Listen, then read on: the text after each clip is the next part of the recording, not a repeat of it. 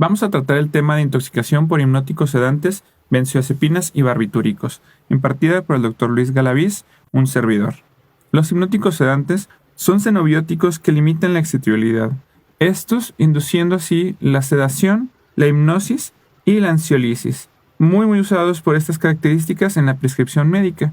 Vamos a tratar inicialmente sus generalidades, la toxicocinética y toxicodinamia, el diagnóstico de la intoxicación por estos tipos de xenobióticos, el cuadro clínico y el tratamiento para cada uno de ellos. Algo de generalidades, las benzodiazepinas son uno de los primeros hipnóticos sedantes descritos, así como los barbitúricos. Estas benzodiazepinas son bases orgánicas y compuestas de estructuras heterocíclicas formadas por un anillo bencénico y un anillo diazepínico con 2 átomos de hidrógeno. Estas fueron descritas en 1963. La primera que salió al mercado fue el clordiazepóxido, seguido posteriormente el diazepam. Posteriores a esto, se han sintetizado aproximadamente 2.000 benzodiazepinas, actualmente comercializándose un promedio de 50. Esos son los sedantes hipnóticos más prescritos en el mundo, por lo cual son los que mayor presentan cuadros de intoxicaciones por sus características, ya que son de venta libre y se encuentran fácilmente al alcance de la mano de cualquier persona. Respecto a su absorción y distribución, estas se encuentran en diferentes presentaciones, tanto vía oral, intramusculares e intravenosas. En sus presentaciones de tabletas, la absorción oral es muy rápida, generalmente a nivel de lo que es estómago e intestino. Tienen la característica de ser altamente liposolubles y tienen un volumen de distribución variable. Se distribuyen rápidamente por los tejidos, excretándose por leche materna y atravesando la placenta. Tienen la característica de tener una alta unión a proteínas, de 80 a 100%, dependiendo de la benzodiazepina que se trate. Dependiendo de su vida media, se van a clasificar en 3: corta, intermedia y larga. Teniendo una vida media corta, aquellas que duren menos de 6 horas, intermedia de 6 a 24 horas y larga todas aquellas que duren más de 24 horas. Respecto a su metabolismo y excreción, estas van a tener un metabolismo hepático mediante el sistema microsomal enzimático. Van a sufrir 2 fases de metabolismo, una fase 1 de óxido-reducción y una fase 2 de conjugación. Durante la fase 1, estas van a sufrir N de alquilación, de metilación e hidroxilación.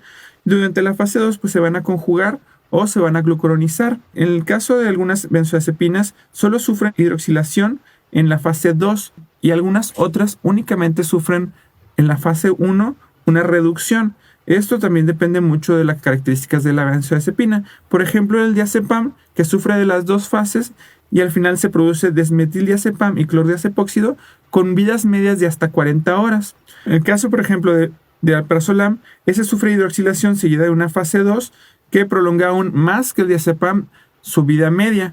Y en el caso de las de corta duración, como lorazepam, este va directamente a la fase 2, teniendo vidas medias mucho más cortas. Su eliminación va a ser enteramente renal. Dependiendo también de las características de la benzodiazepina, se va a eliminar una parte sin alteraciones y el restante por medio de sus metabolitos. Aquí podemos ver una tabla en la cual se representan las benzodiazepinas de mayor uso respecto a sus vías de administración, su potencia respecto a 10 miligramos de diazepam. Aquí podemos ver sus vidas medias, la unión a proteínas, volumen de distribución y el metabolito que se forma. Aquí, por ejemplo, vemos alprazolam, que tiene una potencia equivalente 1 miligramo a 10 miligramos de diazepam, tiene una vida media de 10 a 14 horas, su unión a proteínas es de 80% y tiene un volumen de distribución de 0.8. En el caso, por ejemplo, de clonazepam, su potencia es de 0.5 miligramos con respecto a 10 miligramos de diazepam, tiene una vida mucho mayor, de 24 a 56 horas y una mayor unión a proteínas, con un volumen de distribución no descrito. Tenemos el ejemplo además del lorazepam con diferentes vías de administración. Tenemos vía oral, intramuscular e intravenoso, una potencia de 2 miligramos con respecto al diazepam, un tiempo de vida media de 10 a 20 horas, con una unión de proteínas mucho más elevada, de 90%, y un volumen de distribución de 1.3, con ningún metabolito activo. En el caso de midazolam, una vía de administración oral, intramuscular e intravenosa, una potencia de 5 miligramos con respecto a diazepam y una vida media mucho más corta, de 1.5 a 2.5 horas, con una unión de proteínas todavía más elevada y un volumen de distribución de 2. ¿Qué tiene de importancia estas características? Sus vidas medias, pues bueno, en el caso de la intoxicación, estas vidas medias se van a prolongar de 2 hasta 10 veces más la vida media normal en las dosis terapéuticas. Entonces, esto nos va a hablar de cuánto tiempo podemos tener la sintomatología y las manifestaciones clínicas en un paciente intoxicado por este tipo de medicamentos. Además, el volumen de distribución y la unión a proteínas nos hablan de qué terapéuticas pueden llegar a ser utilizadas. En el caso de medicamentos con altas uniones a proteínas y altos volúmenes de distribución, no pueden ser utilizadas medidas extracorpóreas, como son la mayor parte de los casos de este tipo de medicamentos. Continuando con los barbitúricos, en lo que respecta a sus características de absorción y distribución, estos se van a absorber bastante bien por medio de la vía oral, principalmente a nivel del intestino delgado. Debido a sus características de alta liposolubilidad, se van a distribuir rápidamente en todos los tejidos. Sufren dos fases de distribución, la fase alfa y beta. Esto se refiere a la alfa, que va a ser una fase de distribución rápida a nivel de cerebro y otros tejidos, y una fase beta, que es una fase de eliminación. Estos, por sus características, también se van a dividir por sus vidas medias en una clasificación ultracorta, corta, intermedia y larga, dependiendo su duración. Hablando un poco más de sus propiedades, sus cadenas laterales le van a conferir diferentes características: liposolubilidad, unión a proteínas, volumen de distribución, pK, potencia y velocidad de eliminación. La primera imagen que vemos aquí es el fenobarbital y este segundo es el tiopental. Van a sufrir un metabolismo a nivel hepático por medio de oxidación en el citocromo P450 y va a producir metabolitos inactivos. Se van a eliminar también por medio de eliminación hepática y renal. Los de vida media más larga se eliminan en mayor cantidad por medio renal. En el caso del fenobarbital, este es un ácido débil que tiene un pK de 7.2 a 7.4. Esto le confiere cierta característica que en el caso de las intoxicaciones, la alcalinización urinaria puede llegar a ser una medida de eliminación únicamente para este medicamento, el fenobarbital. Otra de las características importantes de estos medicamentos es que sufren de algo llamado autoinducción enzimática, lo que quiere decir que a dosis repetidas estos autoinducen su mismo metabolismo, por lo tanto generan una resistencia o tolerancia a la dosificación de estos. Además, se puede inducir el metabolismo e incrementar la velocidad de metabolismo por otros medicamentos como lo son los adrenérgicos, esteroides, antidepresivos, warfarina y fenitoína. Aquí tenemos una tabla con las diferentes características de los barbitúricos, clasificados dependiendo de su vida media. Tenemos los de ultracorta, corta, intermedia y larga duración. Dentro de los de ultracorta duración, el más representativo es el tiopental. En los de corta, el pentobarbital, los de intermedia, el amobarbital y los de larga, fenobarbital. En las características del tiopental tenemos una vida media de 8 a 10 horas con un pK de 7.6. Su dosis normal es de 50 a 75 miligramos y su nivel tóxico sérico es más de 5 miligramos por litro. Tiene una unión a proteínas de 80% y un volumen de distribución de 1.4 a 6.7 litros por kilo. En el caso del pentobarbital, una vida media de 15 a 50 horas, un pK de 7.6, dosis de 50 a 200 miligramos y niveles tóxicos séricos de más de 10 miligramos por litro, con una proteína un poco más baja de 45 a 70% y volumen de distribución de 0.6 a 1.4 litros por kilo. Y en el caso de los de larga duración, el fenobarbital, con un tiempo de vida media de 80 a 120 horas, con un pK de 7.24, lo que ya habíamos hablado previamente, que lo hace susceptible a ser utilizada la alcalinización urinaria en el caso de intoxicación por este medicamento, con una dosis de 100 hasta 320 miligramos, niveles tóxicos séricos de 30 miligramos por litro y unión a proteínas más baja, con un volumen de distribución más bajo que los anteriores de 0.5 a 0.7, lo cual también lo hace ideal para el uso de medidas extracorpóreas para su eliminación. Hablando de su farmacodinamia y toxicodinamia de los hipnóticos sedantes, las benzodiazepinas y los barbitúricos se unen a componentes moleculares del receptor GABA-A, específicamente abriendo su canal de cloro. La inducción de este canal va a producir una neurotransmisión inhibitoria, causando así inducción del sueño, modulación de la ansiedad, así como inhibición de la neuroexcitación y formación de la memoria. El receptor del ácido gamma-aminobutírico es un receptor formado por un pentámero, cada subunidad con 5 dominios transmembrana, estas denominadas alfa, beta, gamma, delta y rho.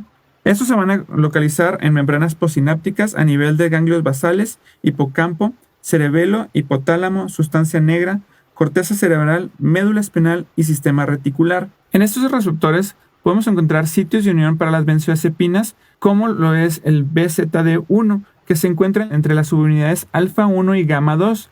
También se van a unir algunos otros sitios de unión como el BZ2, pero en mínima forma. Además, los barbitúricos se unen a diferentes isoformas de estos subunidades. Aquí, por ejemplo, tenemos un esquema en el cual encontramos el sitio de unión a las benzodiazepinas entre lo que es alfa 1 y alfa 2.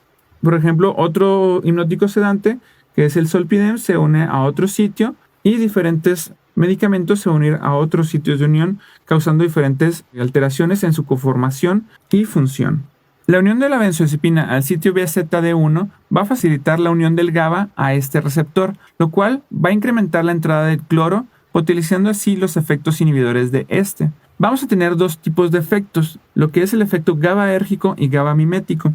GABAérgico se refiere a que este va a potencializar los efectos del GABA y GABA mimético se refiere a que va a simular los efectos del GABA. Por ejemplo, las benzodiazepinas son GABAérgicos, requieren de que el GABA se una al receptor para poder abrirlo. Y en el caso de los barbitúricos, estos son GABA miméticos. Estos no requieren de que se una el GABA. Estos por sí solos, al unirse al receptor, lo van a abrir y van a producir la entrada del cloro, así causando su activación y los efectos sedantes. Las benzodiazepinas tienen algunos otros efectos. También inhiben lo que es el metabolismo y recaptación de la adenosina. Van a potenciar los efectos en los receptores A1 y A2, causando dromotropismo negativo y dilatación coronaria, por lo cual también podemos llegar a tener algunos efectos a nivel cardíaco. Además, tienen interacciones en las vías serotoninérgicas, esto en mucho menor medida. Van a producir modulación del dolor y de la ansiedad, causando regulación en receptores 5-HT1 y 5-HT2. El incremento de la acción GABA va a producir una neurotransmisión inhibitoria. Además, se va a producir cierta inhibición a lo que en el nivel del NMDA y AMPA.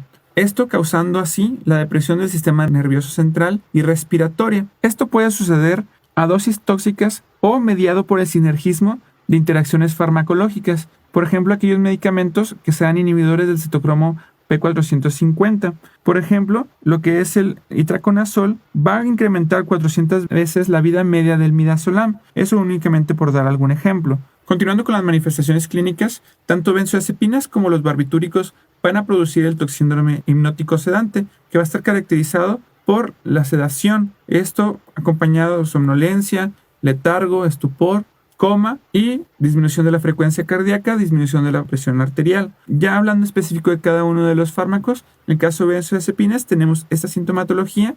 Además puede producir disartria, nistagmus, mareo y amnesia anterógrada. A nivel neuromuscular puede causar ataxia, hiporreflexia e hipotonía. Y a nivel cardiovascular, el inotropismo y cronotropismo negativos acompañados de hipotensión. A nivel respiratorio, no es tan característico que las benzodiazepinas produzcan depresión respiratoria. En todo caso, podrían producir una disminución de la frecuencia respiratoria únicamente. En caso de los barbitúricos, esto va a depender mucho de la edad y de la duración de la terapia. Como ya anteriormente se mencionaba, los pacientes usuarios de barbitúricos generan cierta tolerancia a estos medicamentos, por lo cual la intoxicación puede ser de menor severidad en aquellos usuarios crónicos. Estos van a producir los mismos síntomas del hipnótico sedante que ya habían mencionado previamente, y en el caso de intoxicaciones severas van a causar un deterioro más rápidamente progresivo del sistema nervioso central, van a producir hipotermia, depresión respiratoria, hipotensión y pueden provocar la muerte. A la expresión física podemos encontrar pupilas con miosis o midriasis, con ausencia de reflejos del tallo, Babinski positivo, hipotermia entre 30 y 36 grados y en el 6% de los pacientes se llegan a presentar lesiones bulosas. Algunas de las complicaciones por este tipo de fármacos son la depresión respiratoria, la broncoaspiración, la disminución del gasto cardíaco, arritmias, edema pulmonar, acidosis metabólica y síndrome de Dres, que es una reacción eosinofílica sistémica a un fármaco. Para realizar el diagnóstico de una intoxicación por hipnóticos sedantes se requiere de realizar una adecuada historia clínica y exploración física, ya que la mayor parte del tiempo el diagnóstico se va a realizar de forma clínica. A estos pacientes hay que realizarles biometría hemática, química sanguínea, electrolitos séricos y una gasometría arterial y un electrocardiograma de 12 derivaciones, ya que estos fármacos pueden llegar a producir alteraciones del ritmo, principalmente bradicardia o bradiarritmias. Se pueden realizar pruebas de orina para detectar este tipo de fármacos por medio de inmunoensayo. Este va a detectar los metabolitos de cada uno de ellos. En el caso de las benzodiazepinas detecta el 1,4-benzodiazepínico y en el caso de los barbitúricos detecta el fenobarbital. El tratamiento va a estar dirigido principalmente a lo que es el ABCDE. proteger la vía aérea, mantener una adecuada oxigenación y evitar la broncoaspiración, y en el caso de presentar hipotensión o disminución del gasto cardíaco, el uso de vasopresores. Hay que realizar una descontaminación gastrointestinal cuando esto esté indicado. ¿Cuál vamos a realizar? Principalmente lo que es el lavado gastrointestinal si se encuentran dentro de la primera hora de ingesta de estos medicamentos. Posterior a la descontaminación gastrointestinal, es necesario utilizar las medidas de incremento de la eliminación. En estos casos es válido el uso del carbón activado en múltiples dosis, a las dosis ya conocidas de 0.5 a 1 gramo por kilo cada 4 horas por 24 horas si es que así lo requiera. Esto habrá que valorarlo dependiendo de las vidas medias de los fármacos utilizados y el estado clínico del paciente. En el caso de intoxicaciones severas y si las características del fármaco lo permiten, es también válido utilizar medidas extracorpóreas de eliminación, como lo es la hemodiálisis, y en el caso muy particular del fenobarbital, la alcalinización urinaria por las características ya previamente mencionadas. ¿Qué seguimiento deben de llevar estos pacientes? En el caso de las benzodiazepinas, si no existe una coingesta de algún otro fármaco, debemos monitorear al paciente por 12 horas que ya no presente ninguna sintomatología. En el caso de que hayan sido intentos de suicidio, la valoración por psiquiatría y posteriormente la alta. En el caso de los barbitúricos, el monitoreo neurológico, cardiovascular y respiratorio debe ser más amplio. Este debe llevarse hasta 48 horas, ya que existe la posibilidad de secuelas relacionadas a este tipo de intoxicaciones debido a la hipoxia y desequilibrios metabólicos que puedan llegar a causarse. Como antídoto específico para las benzodiazepinas tenemos el flumazenil, el cual es un antagonista competitivo de estas. Este va a revertir los efectos depresores del sistema nervioso central por la competitividad que tiene en sus receptores, por lo cual su uso se reserva para aquellos pacientes a los cuales le queremos evitar la intubación endotraqueal para protección de la vía aérea, tomando en cuenta lo siguiente: la intoxicación debe ser pura, que únicamente haya consumido benzodiazepínicos, que no esté relacionado a ningún otro fármaco. Otro punto es de que el paciente no debe ser usuario crónico de benzodiazepínicos, así como tampoco usuario de antidepresivos tricíclicos o de inhibidores de la recaptura de serotonina, o que este paciente tenga adicciones como lo es a la cocaína o alcoholismo crónicos. ¿A qué dosis se va a usar? Se puede utilizar a dosis de 0.1 a 0.2 miligramos en bolo, con dosis repetidas cada minuto, máximo 3 miligramos. En el caso de presentar resedación, se puede llegar a usar una infusión de 0.5 miligramos por hora por máximo 6 a 8 horas, tomando en cuenta siempre el máximo de 3 miligramos y la vida media del medicamento al que nos estemos enfrentando, ya que de eso va a depender cuánto tiempo va a durar la sedación de este paciente. En el caso de niños, se puede utilizar una dosis de 0.01 miligramos por kilo y posteriormente infusión a 0.01 miligramos por kilo por hora, con las medidas previamente mencionadas. Bueno, eso sería todo por parte de un servidor. Gracias por su atención.